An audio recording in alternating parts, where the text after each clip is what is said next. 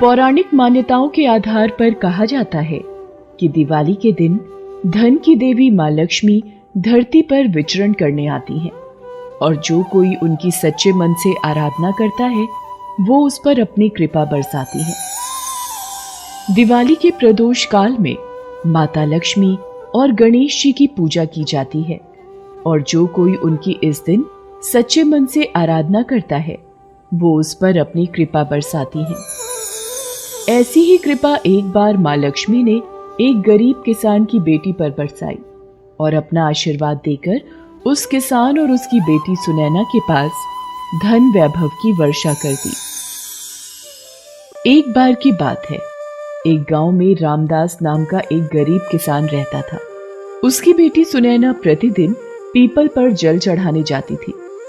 जिस पीपल के पेड़ पर वह जल चढ़ाती थी उस पेड़ पर लक्ष्मी जी का वास था।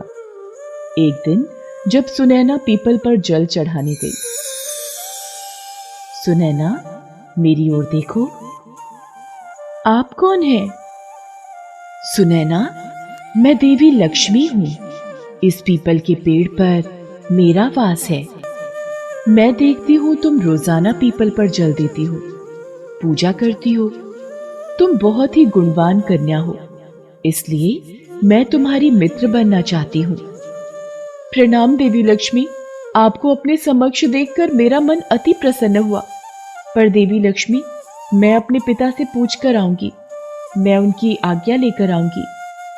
ठीक है, कल तुम अपने पिताजी से पूछ कर आना।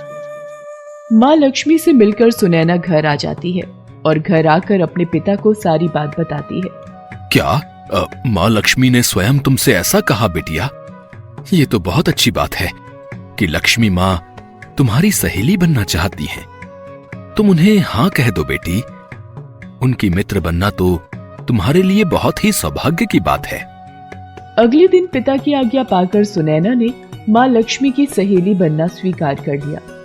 माँ लक्ष्मी और सुनैना दोनों बहुत ही अच्छी सहेलियां बन गई थी। एक दिन लक्ष्मी जी ने सुनैना से कहा, सुनैना चलो, आज मैं तुम्हें अपने घर ले चलती हूँ। लक्ष्मी जी, आपका घर तो बहुत ही सुंदर है, सभी धन धान्य से पूर्ण। आओ सुनैना, यहाँ पर तुम्हें किसी भी चीज की कोई कमी नहीं होगी। जो खाना है वह खाओ।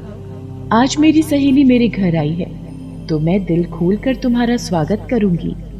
माँ लक्ष्मी ने सुनैना की खूब खातिर की, उसे अनेक प्रकार के भोजन परोसे। मेहमान नवाजी के बाद जब साहूकार की बेटी लौटने लगी तो लक्ष्मी जी ने प्रश्न किया, सुनैना, कल दीपावली का पावन त्योहार है, क्या तुम मुझे अपने घर नहीं बुलाओगी? मैं लक्ष्मी जी को अपने घर बुला तो लूं, पर मैं लक्ष्मी जी का अच्छे से स्वागत नहीं कर पाऊंगी। मेरे पास तो इतने पैसे भी नहीं है कि मैं इनके लिए कोई दीपावली पर पकवान बना सकूं, पर मैं इन्हें मना भी नहीं कर सकती। मैं लक्ष्मी जी को हाँ बोल देती हूँ। लक्ष्मी जी, कल दीपावली पर आप मेरे घर आना। लक्ष्मी जी को दीपावली पर अपने घर आने का न्योता देकर सुनैना घर आती है, पर वो उदास हो जाती है कि वो उनका स्वागत कैसे करेगी। ये देखकर रामदास बोला, सुनैना, तू चिंता मत कर, कल दीपावली का त्योहार है। तू लक्ष्मी जी का दिल से स्वागत कर। मिट्टी का चौका लगाकर साफ सफाई कर, 4 बत्ती के मुख वाला दिया जला और लक्ष्मी जी का नाम लेकर बैठ जा। पिताजी, क्या इससे माँ लक्ष्मी खुश होंगी? घर में थोड़े चावल और दाल ही रखी है, पर मैं तो उससे सिर्फ खिचड़ी ही तैयार कर पाऊंगी पिताजी। सुनैना बेटिया, भगवान तो भक्त के वश में होते हैं। वो तो प्रेम से भोग लगा एक निवाला भी स्वीकार कर लेते हैं। तुम लक्ष्मी जी का जैसे भाव से स्वागत करोगी वो वैसे ही प्रेम से ग्रहण करेंगी। तुम मां लक्ष्मी का नाम लेकर पूजा में बैठ जाना और प्रेम भाव से खिचड़ी बनाना।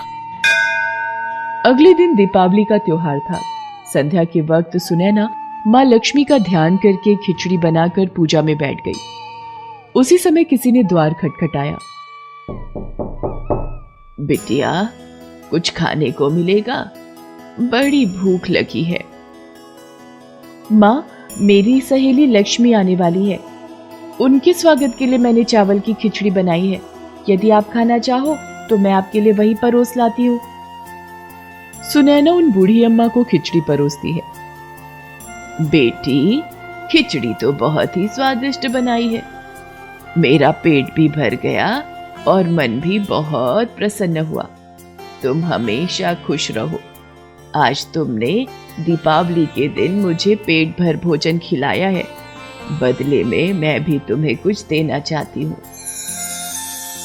बिटिया, ये कलश मेरी तरफ से भेंट स्वरूप स्वीकार करो। अच्छा, अब मैं चलती हूँ। हमेशा खुश रहो बेटी। ये चरणों के निशान कैसे? ये तो उन्हीं बूढ़ी अम्मा के पैरों के निशान है। पिताजी, अभी एक बूढ़ी अम्मा आई थी। मैंने उन्हें खिचड़ी खाने के लिए दी और उन्होंने खिचड़ी की बहुत तारीफ की और मुझे ये कलश भी दिया। पिताजी, ये देखो पैरों के निशान उन्हीं बूढ़ी अम्मा के हैं। ये तो माँ लक्ष्मी के कदमों के निशान हैं। क्या माँ लक्ष्मी सचमुच हमारे घर आई थी? हे माँ लक्ष्मी, आपकी जय हो। आपकी महिमा अपरंपार है। पिताजी, इस कलश में तो बहुत सारी सोने की अशर्फियां हैं। इसका मतलब माँ लक्ष्मी ने मुझे ये सोने की अशर्फियां उपहार में दी है। सुनैना, ये सब तेरे भाग्य से हुआ है। मेरी बिटिया सच में बहुत ही भाग्यशाली है जो आज दीपावली के शुभ दिन हमारे घर में माँ लक्ष्मी का आगमन हुआ। उस दिन के बाद रामदास और उसकी बेटी सुनैना के सारे दुख मिट गए थे। माँ लक्ष्मी है ही इतनी कृपालु कि वो जिस घर में भी जाती हैं, उस घर में धन धान्य सुख वैभव की पूर्ति हो जाती है। दीपावली के दिन लक्ष्मी गणेश का पूजन करने से सुख समृद्धि धन वैभव सभी की पूर्ति होती है। मनुष्य के सभी पाप मिट जाते हैं और माँ लक्ष्मी और भगवान गणेश का आशीर्वाद उस परिवार पर सदैव बना रहता है। दिवाली का त्योहार कार्तिक मास की अमावस्या को मनाया जाता है। दिवाली एक ऐसा त्योहार है जिसे पूरे देश में बड़े धूमधाम से मनाया जाता है। दिवाली के दिन भगवान राम 14 वर्षों का वनवास काटकर वापस अयोध्या आए थे। इसी शुभ अवसर पर हर साल दिवाली मनाई जाती है।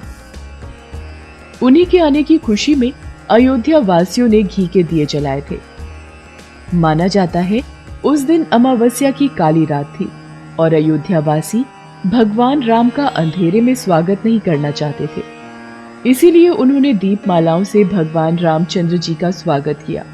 तभी से दीपोत्सव कर इस त्योहार को मनाया जाता है। दिवाली का त्योहार रोशनी और प्रेम का प्रतीक है। इसीलिए हमें अपने मन के अंधकार को मिटाकर प्रेम का दीपक जलाना चाहिए।